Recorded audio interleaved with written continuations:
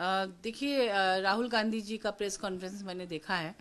उसमें तो वो कह रहे हैं कि चूंकि मोदी जी का अडानी जी के साथ बहुत अच्छा रिश्ता है और इसीलिए इंडिया में भी उनको छूट मिली हुई है। उन्होंने कहा कि इतने हजार करोड़ का घोटाला होते हुए भी उन पर आज तक नहीं आ रही है, और जबकि दिल्ली के जो मुख्यमंत्री और उनकी जो टीम है मंत्रियों की, वो लोग 10-20 करोड़ के लिए उनके पीछे पुलिस पड़ी है, उनको अरेस्ट कर रही है। तो इस तरह का आरोप वो लगा रहे थे, मैंने प्रेस कॉन्फ्रेंस में सुना है राहुल गांधी जी को। तो निश्चित रूप से अगर ऐसा है तो बहुत ही चिंता की बात है, क्योंकि वर्तमान सरकार, केंद्र सरकार जिस तरह से अडानी को बहुत सारे मैंने सरकारी प्रॉपर्टीज देती जा रही है। आपने देखा होगा कि धामड़ा खामड़ा टाइप का जो गुजरात के बहुत सारे पोर्ट उन्हें दे दिए गए। अडानी पावर प्लांट है यहाँ पर, तो बहुत सारे बड़े बड़े इंडस्ट्री वो लगा रहे हैं और हर चीज़ में उनका साथ है। देश में और भी बड़े इंडस्ट्रियलिस्ट हैं, लेकिन अडानी जी पर बहुत ज़्यादा कृपा बरसाई जा रही है केंद्र सरकार द्वारा। तो दोनों में आप क्या है नहीं है, जैसे राहुल गांधी जी का कहना है कि दोनों एक दूसरे के साथ मिले हुए हैं। तो उनका कहना है कि वो इसलिए उनको अरेस्ट नहीं कर रहे हैं क्योंकि अगर उनको अरेस्ट करेंगे तो उसमें मोदी जी भी फंस सकते हैं, इसलिए उनको छूट मिली हुई है। इस तरह की बातें वो कर रहे थे प्रेस कॉन्फ्रेंस में, और अगर ऐसा है तो वो लोकतंत्र के लिए बहुत चिंता का विषय है। अमेरिका की कार्रवाई जी, देखिए, अगर अमेरिका ने वारंट इशू किया है तो निश्चित रूप से मामला गंभीर है। नहीं तो अमेरिका जैसा कंट्री किसी इतने बड़े इंडस्ट्रियलिस्ट के ऊपर पर क्यों वारंट इशू करेगा? तो गड़बड़ी तो हुई है, इसमें कोई शक नहीं। और इस पर लगातार विपक्ष केंद्र सरकार के सामने अपनी बात रखता आया है। हम लोग पार्लियामेंट में भी लगातार उनकी जो खिलाफ राहुल गांधी जी ने जो आंदोलन चलाया, हम सभी लोगों ने उनका साथ दिया, लगातार इसके लिए आवाज उठाते रहे, लेकिन केंद्र सरकार के कान में जू तक नहीं रहेंगी।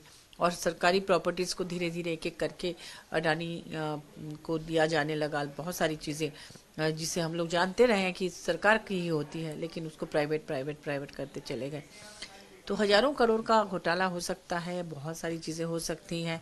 ये जांच का विषय है, तो हमारे देश में भी इस पर जांच होनी चाहिए और जो समुचित कार्रवाई होनी चाहिए, क्योंकि विपक्ष के नेताओं को जिन पर कोई सबूत नहीं है, जिनके खिलाफ, उनको आप जेल में डाल रहे हैं। जैसे आपने देखा कि हम हेमंत सोरेन जी को, इतने लोकप्रिय आदिवासी नेता जिनको 5 महीने तक ईडी ने बिना सबूत के जेल में रखा, सुप्रीम कोर्ट ने जब इसमें हस्तक्षेप किया तब जाके उन्हें बेल मिली। और दूसरी तरफ अरविंद केजरीवाल जी को देखिए, उनके कई मंत्रियों को देखिए जो अच्छा काम कर रहे थे स्वास्थ्य के क्षेत्र में, शिक्षा के क्षेत्र में, उनको भी छोटी मोटी ये को लेकर जेल में डाला गया। और इतनी बड़ी राशि को लेकर इतने आरोप जिन पर लगे हुए हैं, उनको अनदेखी करना और करके उनको बचाते रहना, ये कहीं से सही नहीं है। भारत में भी जांच होनी चाहिए और जो भी गड़बड़ी पाई जाए उस पर कार्रवाई जरूर होनी चाहिए। देखिए, 2 चरणों का जो मतदान हुआ है उससे ये देखा गया है कि ग्रामीण इलाकों में बम्पर वोटिंग हुई है। उसमें भी महिलाओं की संख्या पुरुषों से ज्यादा है। 47% महिलाओं की संख्या है, 44% पुरुषों की संख्या है।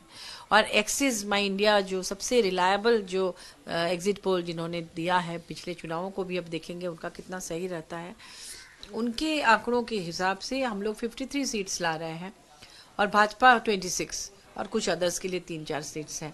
तो इससे ये पता चलता है कि ग्रामीण इलाकों में जो बम्पर वोटिंग हुई है वो हमारे पक्ष में है, क्योंकि जिस तरह से अंतिम व्यक्ति तक विकास का लाभ पहुंचाने का प्रयास हमारी सरकार ने किया है, वो कहीं ना कहीं लोगों को अंदर तक वो बात अच्छी लगी है।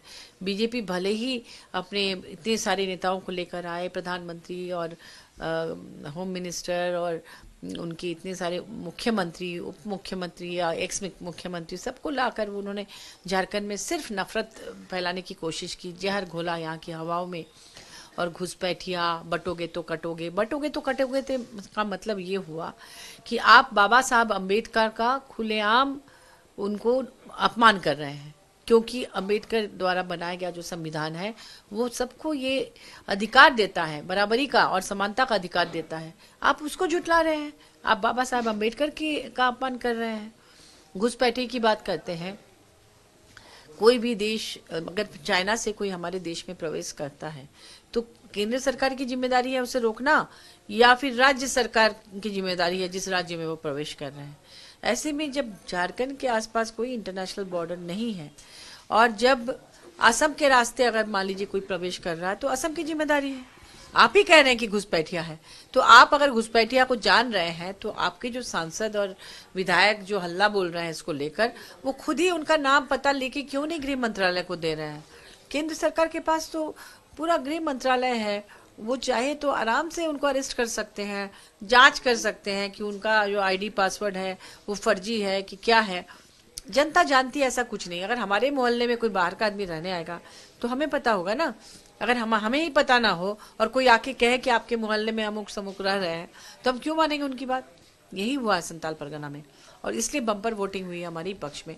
क्योंकि भाजपा के कार्यकाल में जिस तरह से महिलाओं की तस्करी होती थी, यहाँ रोजगार नहीं था, पलायन था, विस्थापन था, ये मानव तस्करी था, तो उसको रोकने के लिए माननीय हेमंत सोरेन जी ने सबको रेस्क्यू कराया, लड़कियों को, नाबालिग लड़कियों को, और करा के यहाँ तरह तरह की योजनाएं दी, जिनमें से मैया सम्मान भी एक है, राशि देना।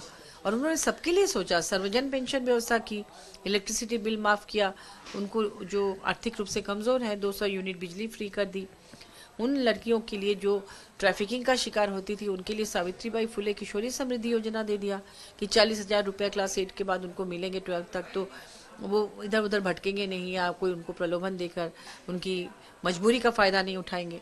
उसी तरह से उन्होंने फूलो झानो आशीर्वाद योजना दिया, फिर पलाश ब्रांड लॉन्च किया ताकि वो कुटीर उद्योग जो डेवलप करेंगे, स्किल डेवलपमेंट वगैरह करा के उसमें सब्सिडी रेट में लोन देकर उनको मदद करेंगे, तो फिर उनके सामान को बेचने के लिए, उनके मार्केटिंग के लिए उन्होंने पलाश ब्रांड दे दिया कि लोग आंख मूंद कर वो सामान भी ले सकते हैं, बेच सकते हैं। इतनी सारी योजना, और भी अबुआ आवास योजना है, ग्राम गाड़ी योजना है, किसानों का 2 लाख ऋण माफ कर दिया।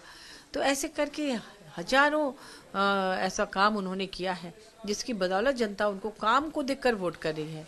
एक भी बार हमारे जो स्टार प्रचारक हैं, आप देखेंगे कभी भी विपक्ष के किसी नेता पर या हमारे पार्टी से टूट के जो गए भाजपा जिनको ले गए, उनके खिलाफ एक भी शब्द अनाप शनाप नहीं बोला, सबके साथ सम्मान पूर्वक व्यवहार किया। व्यक्तिगत आरोप प्रत्यारोप हमारी तरफ से किसी ने नहीं किया, बल्कि उनको और ज्यादा सम्मान दिया। और वहीं दूसरी ओर भाजपा के लोग व्यक्तिगत हमला, लोगों के पीछे लगना, तोड़ फोड़ आपस में कराना, धर्म के नाम पर लोगों को लड़ाना, जहर फैलाना, यही सब में उनकी पूरी एनर्जी चली गई। और इसलिए जनता को अब आप बेवकूफ़ नहीं बना सकते हैं। आप काम कीजिए, जनता निश्चित रूप से आपको वोट करेगी। लेकिन आप काम नहीं करते हैं। 17-18 साल आपको झारखंड बनने के बाद मौका मिला, आपके कई मुख्यमंत्री हुए, बाबूलाल मरांडी जी, रघुवर दास जी, आपके अर्जुन मुंडा जी 3 बार मुख्यमंत्री बने। आप चाहते तो काम कर सकते थे, लेकिन आपने काम नहीं किया। आप सिर्फ जुमलेबाजी करने के लिए झारखंड में आते हैं, अपने तमाम नेताओं को लेके आते हैं। हमारे रांची में रातू रोड में प्रधानमंत्री जी को आना पड़ा 3-4 दिन पहले चुनाव के, क्योंकि हम लोगों से वो लोग घबरा गए हैं कि भाई ये सीट हाथ से गया। तो राजधानी भी इस बार हमारी होगी, जबकि भाजपा कहती है कि राजधानी या शहरी सीट उनकी है, लेकिन आप देखेंगे कि इस बार राजधानी हमारे खाते में होगा। तो जनता का रुझान हमारी तरफ है, हमारी पार्टी की तरफ, हमारे महागठबंधन की तरफ है। आज मुख्यमंत्री के साथ मीटिंग हुई है। हाँ, अभी मुख्यमंत्री जी हम सबसे बात किए ऑनलाइन, और सभी प्रत्याशियों के साथ बात किए, उनकी टीम के साथ बात किए कि इसके आगे जो स्टेप है उसको सावधानी पूर्वक पार करना है, क्योंकि काउंटिंग के समय कोई गड़बड़ी ना हो, इस पर ध्यान रखने की उन्होंने टिप्स दी है।